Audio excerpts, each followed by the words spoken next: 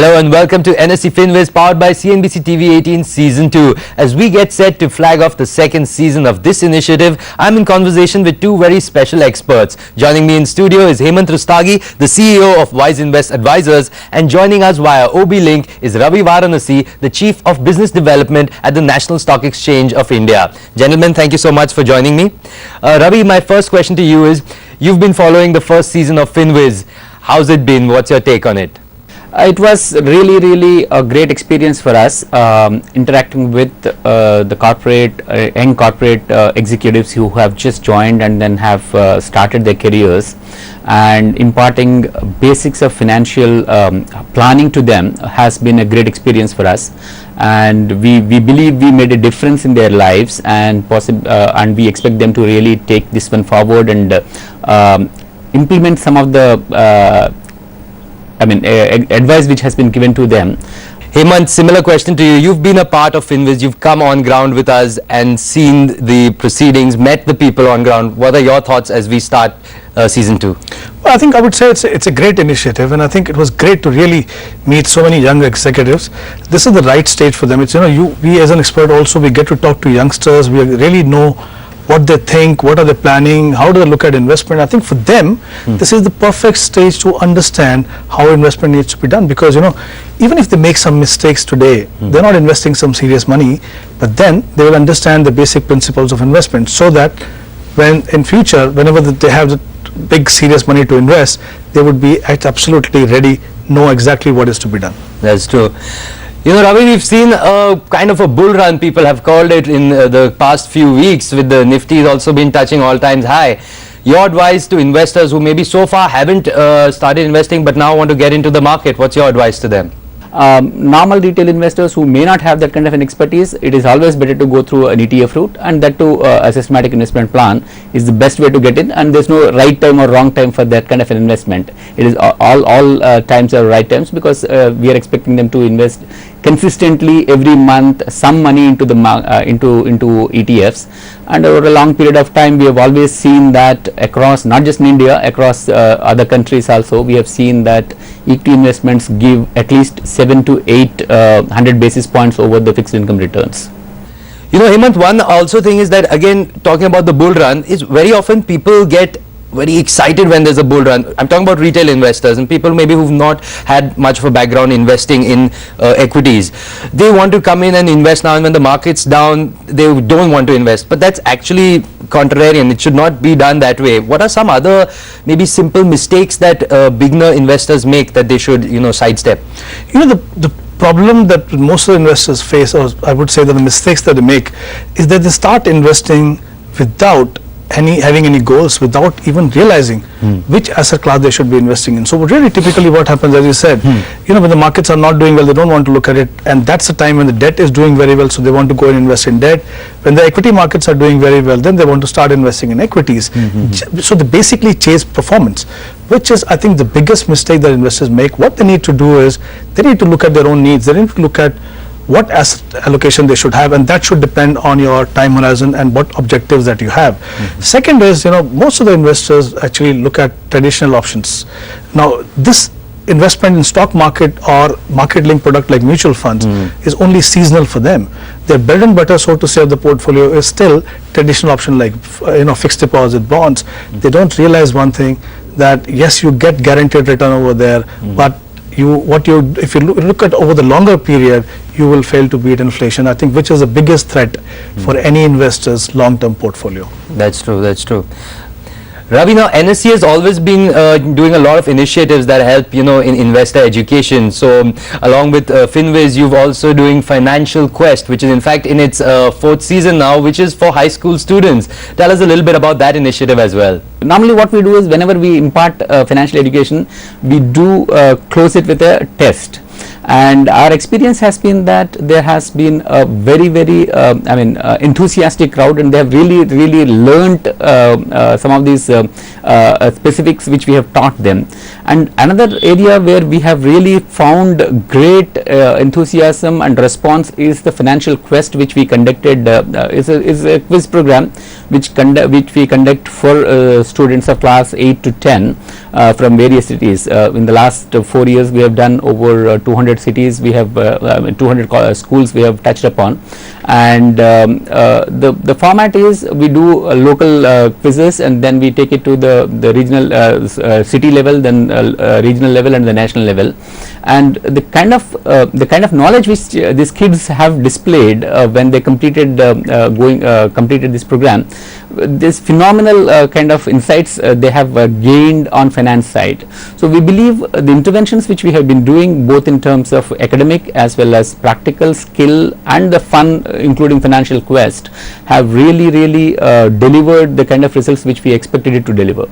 Hemant, we've had a very exciting last few months talking about politics. We've got a new government in place. What do you think is the outlook for the Indian economy, and also how is that going to affect retail investors? Well, I think I totally agree with you. I think with the new government, there is a lot of positivity today. People are looking at India differently. So there was a talk used to be, the biggest problem that we have in this country was policy paralysis. That seems to be a thing of past. Of course, it's not that the government has done a lot of great things, just been around 3 to 4 months, but definitely, yeah, things look good. If the economy start improving from here, obviously it augurs well for the investors. But my advice to investors always is, don't look at economy, don't look at market moods and then start investing, because invariably you will end up making the same mistake. Like I said earlier, every investor should look at his or her own goals. What are my goals? Whether I have short-term goals, long-term goals.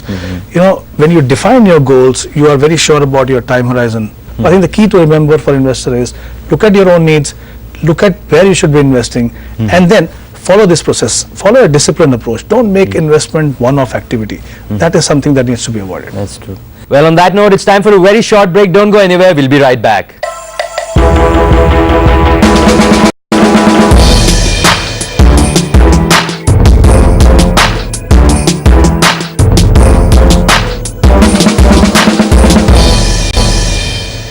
Welcome back. You're watching NSE FinWiz, powered by CNBC TV 18 Season 2, and I'm in conversation with Hemant Rustagi and Ravi Varanasi. Ravi, I want to talk to you about the financial awareness of retail investors. What's the trend that you've been seeing over the last few years? Have they started becoming more aware? What is your sense that you're getting from people? As an exchange, we have always believed in awareness and education as the basis for success of exchange products as well as other financial products. So we have always placed a great amount of emphasis on awareness and education, doing regularly on a regular basis across the country. Multiple programs we keep conducting. But what we have realized is that it is critical to really bring in education, the financial awareness very early in the stage, for people to really assimilate into the system and then use it when they grow up. That's when we actually thought we should actually get into a situation where we are able to imbibe this particular financial awareness in the schools. So there is a significant amount of work which needs to be done, but at NSE we believe we have started our effort earlier, but we have reinvigorating our efforts and we are refocusing our energies to ensure that we are able to deliver correct standardized financial awareness and education to across the section of students, right from class 8 to postgraduate level. Same question to you, Hemant, because you are dealing with people who come to you to help them, invest correctly and manage their portfolio. How are you seeing the trends change? Are people more educated now? Do they come to you with prior knowledge saying that, Hemant, XYZ, this is what I think is good, and your advice? How does it work now? Well, I think clearly what I'm seeing, there are two sets of investors in the marketplace today. There is one set of people who have realized that they need to take investing very seriously. Like I said, it's not something which is one-off activity, that okay, you can't go by your whims and fancies, that you need to follow a proper process of financial planning. On the other hand, there's another set of people who are still not looking at investment the way they should be looking at. So I think that a lot needs to be done still for the second set of investors who are still in the world of all what used to happen earlier. But I think it's a great thing to see that people have realized that they need to, like I said, take investment very, very seriously. Okay. Ravi, there are a lot of people out there who are, you could say, maybe sitting on the fence. They do want to invest, not just in equities, but they want to invest in a proper fashion, but they're still, worried about whether this is the right time to get into the markets, is the right time to buy gold, real estate, etc., etc. What's your advice to them out there? No, it's always better to know what you are investing in. Finance is a field which you should not really invest on the basis of tips or advices which are coming from friends or whosoever is there. So it's important to know what you are getting in. It is essential that people know what they are doing, and if they don't have the time or expertise, they should take professional expertise in this area, or opt for products which are basically simple and straightforward, like ETFs, which I mentioned earlier, where all you have to do is to enter into a systematic investment plan, keep investing every month for a long period. It's almost like your recurring deposit. A lot of people do recurring deposits every month as a normal course of their savings. Instead of putting in a bank where you would get X% of interest, if you put part of it, not everybody, it's nobody's case that entire savings should be shifted into equity markets. Part of the savings should be shifted into equity markets so that they get the portfolio diversification and also higher returns. Equity markets tend to give a higher return over a long period of time. Hemant, talking about other options, so equities of course, and mutual funds is a vehicle to invest in equities. There are other options also which people are always worried about, whether how much money should I put in gold, how much should I put in FDRs, real estate. What is your advice to them on asset allocation? How should they go about deciding what amount to what asset class? If you define, like I said, your goals, okay, the goals will help you decide your asset allocation. The longer term money should go into equity because there inflation is a bigger risk. You need to beat inflation because inflation will eat into a real value of money. When you are investing for the short term, the bigger risk is risk of losing capital. That's where you start looking at debt. Gold, I personally feel, has a role to play in every investor's portfolio. Forget how gold has been performing now, but that's, like I said earlier, you can't be looking at how asset class is doing and then decide. Right. Let's look at someone who wants to accumulate gold over the next 10-15 years for a daughter's marriage, for example. Now, he has two options. One is to wait till 15 years and then buy gold. Second is to accumulate. So if you are trying to accumulate gold, this is the right time for you to invest. So there is no reason why you should stop investing. So clearly, when you follow the right process, define your goals, define your time horizon, I think you do most of the things right. And also, because you have your time horizon in place and in mind, it helps you in tackling the volatility. Otherwise, if you don't have a clear time horizon, every now and then you would like to get out of one asset class and move into another. So I think a little bit of discipline, following the right process, can do wonders. Okay. Ravi, I want to talk to you about technology. Now, technology is every day changing, but it's being more and more accepted by people today, especially the younger generation. So how is technology helping the younger generation invest better? Considering that most youngsters are fully clued into the technology, my view is that over a period of time people are going to actually use internet and the mobile technology to really invest, and information is going to be available at whatever time they really require to take a decision. Information can be pushed by the market intermediaries to the investing public at the right time with the right kind of expertise put into that, so that investor can look at it, take a call and then invest. So our sense is technology is the focus, and in fact NSE itself has come on the basis of technology. When we actually came in, we have come in as a completely electronic stock exchange and replaced the entire physical kind of trading platform which was available at that point of time. So technology is a continuously evolving process, and our sense is the current technologies make life simpler, easier for youngsters to really touch the capital markets and benefit from the investments in that. Well, it's time for a very short break. Don't go anywhere. We'll be right back.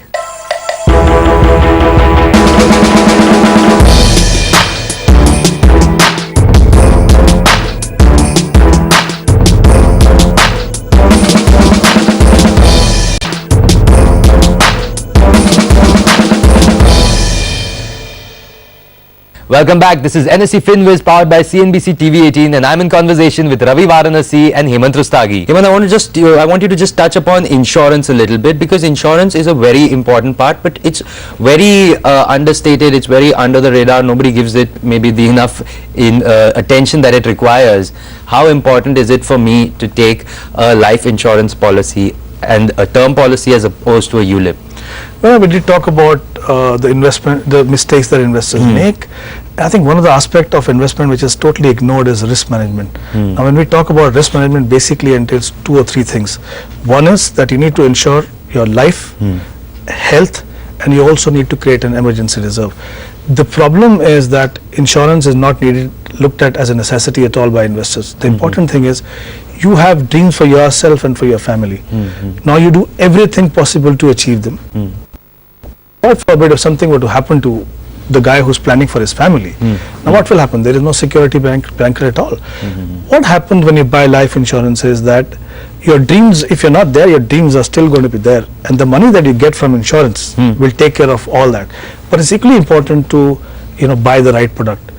In India, most investors buy products which are investment cum insurance product, which is obviously not the right way. One, you end up paying very high premium. Second, the quantum of insurance, which is equally important. Yes, it is important to have life insurance, but it's also important to have in the right quantum. This traditional plan will not give you that quantum. So it's important for investors to separate insurance and investment. Buy term plan, and if you buy online, we just talked about technology, it becomes even more cheaper. Ravi, how has NSE helped to bring some financial knowledge to the educational institutes, so that to younger students, so that they can maybe get knowledgeable about investing and correct financial security at an early age? We have multiple interventions right from secondary school level to postgraduate level and skill professional level. So we are actually trying to bring in standardization into the education. So what we initially did about 10 years back was, for any intermediary to come into the market, they need to have a set of skills. So we needed to ensure that people who are entering the market have those skills. So for that we have set up a certification program, and over the last 10 years we have certified over 17 lakh individuals in various parts of capital markets for their specific skills.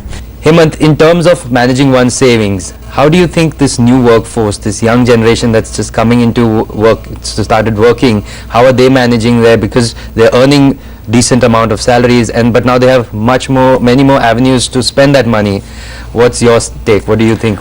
Well, I mean, they're at a stage where they started their career. This is the stage they want to enjoy their life. Well, I think there's no harm in, if you want to enjoy life, you worked for it, you've studied for so many years, then you start working. There's no harm that you want to enjoy life. But I think it's also important to start looking at future.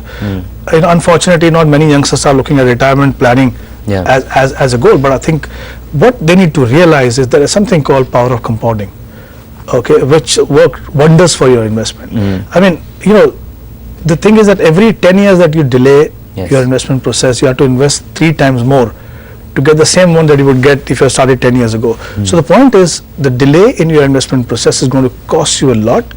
It's important to put aside some money. Well, I understand for a youngster it's very difficult to define goal at this stage, but I think it makes sense to start putting some money aside for investment. Like I said, you benefit from power of compounding, you learn your lessons. All of us are bound to make mistakes when we invest. This is the right time, because you're not investing serious money. And like I said, if you learn from your mistakes today, you'll become a much better investor, and you will realize all your dreams, whether they are short term, medium term or long term. Okay. Well, Ravi, final question to you. As we get set to flag off season 2 of NSE FinWiz powered by CNBC TV 18, what can the viewers expect from this season 2? Our sense is, whatever we have learnt over the first season, we have made a few changes in the way we are imparting this particular set of interventions which we are doing, and we believe there's lot more practical experience which is being brought into the interventions which are planning for the second season, and that should give the corporates and the younger executives in those corporates a very, very sound footing for getting into the capital market area.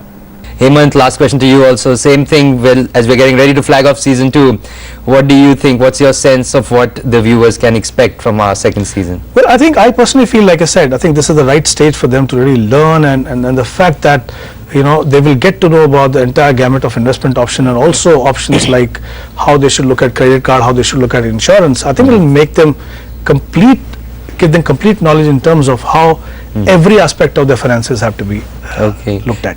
Great. Thank you so much, Hemant, for talking to us. Thank you, Ravi, for talking to us. Thank you, Sumit. Thank you very much. And thank you everyone for watching, and do stay tuned to the channel, as we very soon will bring you season 2 of NSE FinWiz powered by CNBC TV 18. Thank you.